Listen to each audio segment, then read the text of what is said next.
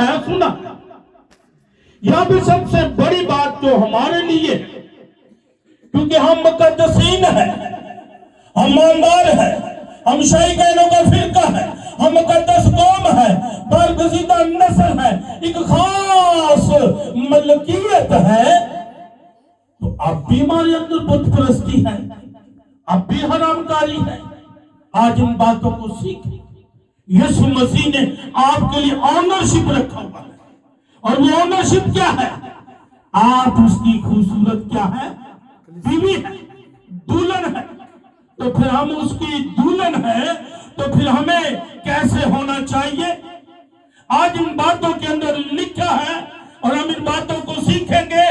جسم کے کام تو ظاہر ہے، حرام کاری اور بت پرستی، یہ دو باتیں ہیں. ان کے ارد گرد ہم کچھ باتوں کو سیکھیں گے.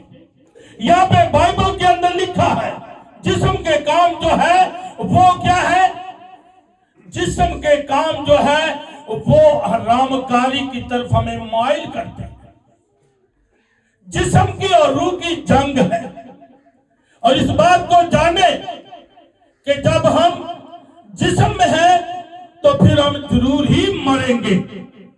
اگر ہم روح میں ہیں تو پھر ہم زندہ رہیں گے، کیونکہ جسمانی سوچ موت ہے اور روحانی سوچ زندگی ہے. تو جب آپ روحانی سوچ رکھیں گے تو پھر آپ جسم کے سب کاموں پر غالب آ جائیں گے.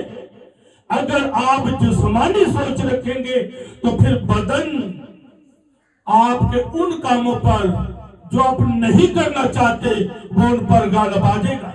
یعنی کہ آج ہم اس بات کو سیکھیں.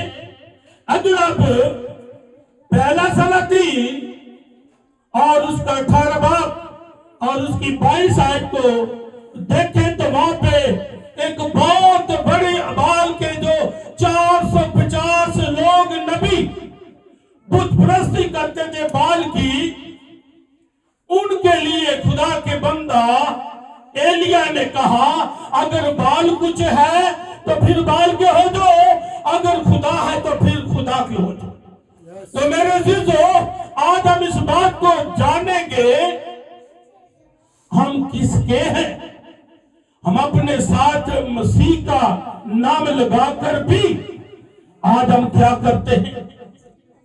کلام کے اندر آج ہم دیکھ رہے ہیں کہ ہم جسم کے کاموں کو پورا کرتے ہیں. یعنی کہ حرام کاری، بت پرستی، یعنی کہ جادوگری، حسد، بغض، بہت ساری آپ نے لسٹ کے اندر پڑھا ہے. اور نشے باز، یعنی کہ شراب پینے والے، یعنی کہ نشہ کرنے والے، یہ سب کام جو حرام کاری کے اندر آتے ہیں اور بت پرستی کے اندر آتے ہیں. ہمیں مسیح کے خاص بیٹے بیٹیاں ہوتے ہوئے ان کاموں سے باز آنا ہے.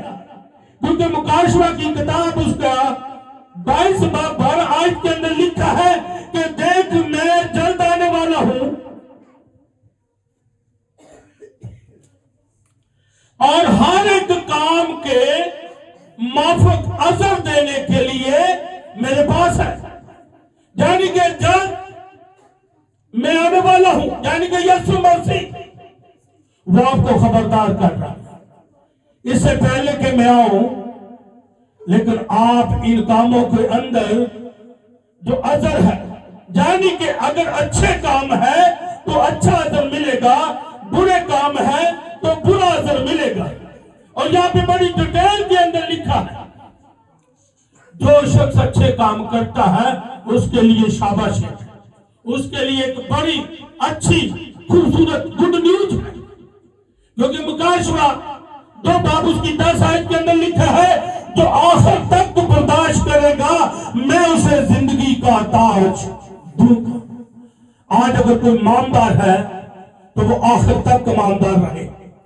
یہ نہیں کہ وہ چرچ کی حد تک 2.5 گھنٹے ایماندار، تو چرچ کے باہر جا کر پھر وہی جھوٹ، وہی فریب، وہی برے کام، بری باتیں، برے سوچ اور پھر نشے بازی.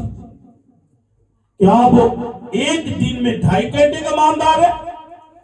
اگر ہم 2.5 گھنٹے کا مالدار ہیں تو پھر کیا ہم خدا کے خاص ملکیت مالدار ہیں؟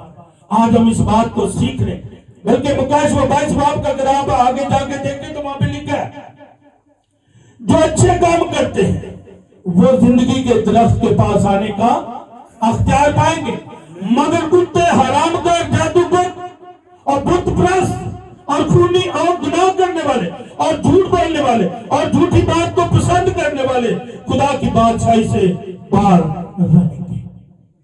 آج ہمیں اس بات کو جاننا ہے، کیا ہم اسلام آباد کے اندر 100 کوارٹر کے اندر خوبصورت لوگ، کیا ہمارے کام بھی خوبصورت ہے؟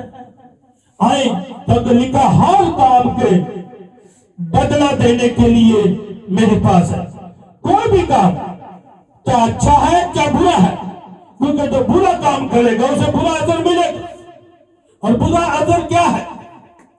مکاشفہ 20 پڑھے تو وہاں پہ لکھا ہے اے ملعونوں میری نظر سے، کیونکہ تمہارے کام ٹھیک۔ پاسٹر زید نے بھی بڑی منادی کی ہے یہاں پہ، اور بھی بہت سارے خادم آئے، لیکن آپ باز نہیں آئے۔ آج اس بات کو یاد رکھیں، یہاں پہ جو ہم نے غلطیوں کے اندر پڑھا ہے، جسم کے کام تو ظاہر۔ اب حرام کاری کیا ہے؟ حرام کاری یہ ہے کہ جب ایک بیوی اپنے شوہر کو چھوڑ کر کسی اور کے پاس چلی جاتی ہے تو وہ بھی حرام کاری تو کر رہی ہے، اور اسی طرح جب آپ یسوع کی